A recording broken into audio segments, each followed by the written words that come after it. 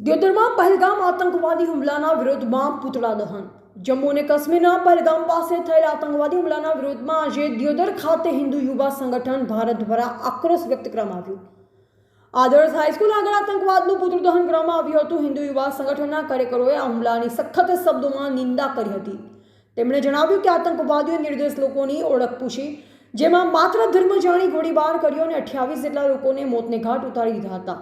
આ ઘટના માનવતાને શર્મસાર કરનારી છે। સંગઠનના આગેવાનોએ સરકાર પાસે માંગણી કરી હતી કે આતંકવાદીઓ સામે તાત્કાલિક કડકમાં કડક કાર્યવાહી કરવામાં આવે। તેમણે મૃતકોને શ્રદ્ધાંજલિ અર્પણ કરી અને તેમના પરિવારોને ઝડપથી ન્યાય મળે તેવી પ્રાર્થના કરી, જેમાં મોટી સંખ્યામાં હિન્દુ યુવાનો, વિશ્વ હિન્દુ પરિષદ અને બજરંગ દળના કાર્યકરો જોડાયા અને આતંકવાદ વિરુદ્ધ સૂત્રોચ્ચાર કર્યો હતો।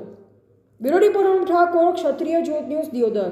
હિન્દુ ભાઈઓ અને બહેનો જ્યારે સરસ મજાના કાર્યક્રમમાં જતા હોય છે એક લાવો માણવા માટે, અને જ્યારે આ જમ્મુ કાશ્મીર પહલગામમાં જે પૂછી ધર્મના નામે પૂછી હત્યા કરવામાં આવે છે એ હત્યાને અમે વખોડીએ છીએ। અને જે હત્યા કરી છે આતંકવાદીઓને એમને ભગવાન પણ માફ નહીં કરે।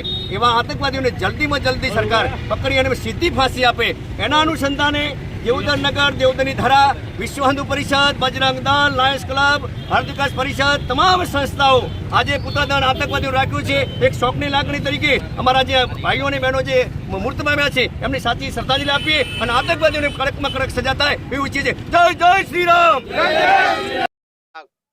2 દિવસ પહેલા પહલગામની અંદર જે મુસ્લિમ જેહાદીઓ દ્વારા ધર્મના આધારે જે લોકોનો ધર્મ પૂછી અને જે હત્યા કરવામાં આવી છે તેને અમે સખત શબ્દોમાં વખોડીએ છીએ। દિયોદર તાલુકાના તમામ સંગઠનો, વિશ્વ હિન્દુ પરિષદ, બજરંગ દળ, ભારત વિકાસ પરિષદ અને અન્ય હિન્દુવાદી સંગઠનોએ એ બાબતે રોષ વ્યક્ત કરી અને એક પૂતળા દહનનો કાર્યક્રમ કરેલો છે। અને સરકારને પણ અમે કહેવા માંગીએ છીએ કે જે જેલમાં આતંકવાદીઓ આપણા ટેક્સના પૈસેથી પાળવામાં આવી રહ્યા છે તેમને જલ્દીમાં જલ્દી ફાંસીની સજા આપવામાં આવે અને આ હત્યાકાંડની અંદર જે પણ દોષીઓ છે તેમની ધરપકડ કરી અને તાત્કાલિક અસરથી એમને સીધી ફાંસીની સજા આપવામાં આવે।